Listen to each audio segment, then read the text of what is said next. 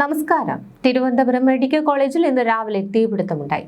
Multi speciality surgical ബ്ലോക്കിലെ അത്യാഹിത വിഭാഗത്തിലാണ് സംഭവം. വെന്റിലേറ്ററിൽ നിന്നാണ് പുക ഉയർന്നത്. എന്നാൽ ഉടൻ തന്നെ രക്ഷാപ്രവർത്തനം ആരംഭിച്ചതിനാൽ വലിയൊരു അപകടം ഒഴിവായി. ഇന്ന് രാവിലെ 9 മണിയോടെയാണ് തിരുവനന്തപുരം മെഡിക്കൽ കോളേജിലെ മൾട്ടി സ്പെഷ്യാലിറ്റി സർജിക്കൽ ബ്ലോക്കിനെ പരിഭ്രാന്തിയിലാഴ്ത്തിക്കൊണ്ട് പുക ഉയർന്നത്.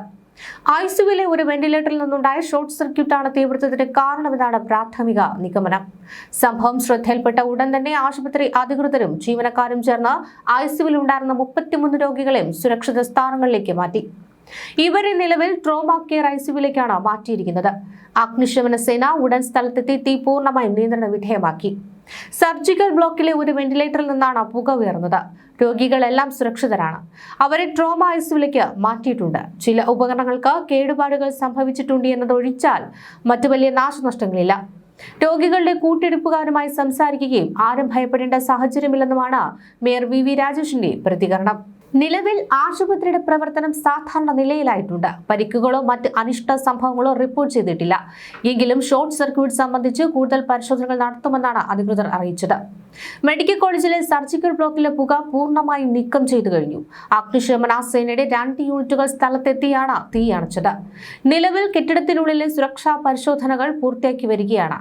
ട്രോമ ഐസിയുവിലേക്ക് മാറ്റിയ 33 രോഗികൾക്കും പ്രത്യേക മെഡിക്കൽ സംഘത്തിന്റെ നിരീക്ഷണം ഏർപ്പെടുത്തിയിട്ടുണ്ട്. മാറ്റുന്നതിനിടെ ആർക്കും ആരോഗ്യ പ്രശ്നങ്ങൾ ഉണ്ടായിട്ടില്ലെന്ന് മെഡിക്കൽ കോളേജ് സൂപ്രണ്ട് അറിയിച്ചു. വെന്റിലേറ്ററിൽ എങ്ങനെ ഷോർട്ട് സർക്യൂട്ട് ഉണ്ടായി എന്നതിനെക്കുറിച്ച് വിശദമായ സാങ്കേതിക പരിശോധനകൾ നടത്തുവാൻ ഇലക്ട്രിക്കൽ ഇൻസ്പെക്ടറിനോട് ആവശ്യപ്പെട്ടിട്ടുണ്ട്. ആരോഗ്യവകുപ്പ് മന്ത്രിസഭയിൽ റിപ്പോർട്ട് നേടിയിട്ടുണ്ട്. ആശുപത്രിയിലെ മറ്റ് മെഡിക്കൽ ഉപകരണങ്ങളുടെ സുരക്ഷാ ഓഡിറ്റ് ഉടൻ നടത്തുവാൻ നിർദ്ദേശം നൽകി. സംഭവം അറിഞ്ഞ് വലിയൊരു ജനക്കൂട്ടം ആശുപത്രി പരിസരത്ത് തടിച്ചുകൂടുകയായിരുന്നു. എന്നാൽ സുരക്ഷാ ഉദ്യോഗസ്ഥരും പോലീസും ചേർന്ന് സ്ഥിതിഗതികൾ നിയന്ത്രിച്ചു.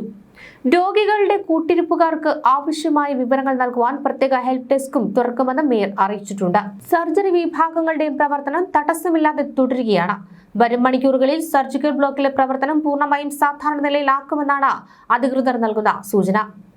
പ്ലാസ്റ്റിക് ഉപകരണങ്ങളിൽ അടക്കം തീ പിടിച്ചതോടെ കടുത്ത പുക ബ്ലോക്കിലാകെ നിറയുകയായിരുന്നു. ഇതോടെ രോഗികളും കൂട്ടിരിപ്പുകാരും ബുദ്ധിമുട്ടിലായി. പലരും പരിഭ്രാന്തരായി നിലവിളിക്കുകയും ചെയ്തു. തീ പിടിക്കുന്നത് കണ്ട് ഓടിയെത്തിയവരും കൂട്ടിരിപ്പുകാരും ജീവനക്കാരും ചേർന്നാണ് രക്ഷാപ്രവർത്തനം നടത്തിയത്.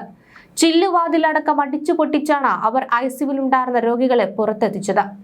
രോഗികളെ ഉടൻ തന്നെ മെഡിക്കൽ കോളേജിലെ ഐസിയുവിലേക്ക് മാറ്റുകയായിരുന്നു. ഇവരുടെ ആരോഗ്യനില തൃപ്തികരമെന്നാണ് ആശുപത്രി അധികൃതർ അറിയിക്കുന്നത്. ഇതിനിടെ ചാക്കാവ് ഉൾപ്പെടെയുള്ള ഇടങ്ങളിൽ നിന്ന് കൂടുതൽ ഫയർഫോഴ്സ് യൂണിറ്റുകൾ സ്ഥലത്തെത്തുകയായിരുന്നു. ഇവരുടെ ശ്രമഫലമായി തീ മറ്റിടങ്ങളിലേക്ക് പടരുന്നത് ഒഴിവാക്കാനായി. ഷോർട്ട് സർക്യൂട്ടാണ് തീപിടുത്തത്തിന് കാരണമെന്നാണ് പ്രാഥമിക നിഗമനം. തിരുവനന്തപുരം മേയർ വി രാജേഷ് അടക്കമുള്ളവർ ഉടൻ തന്നെ സ്ഥലത്ത് എത്തുകയായിരുന്നു.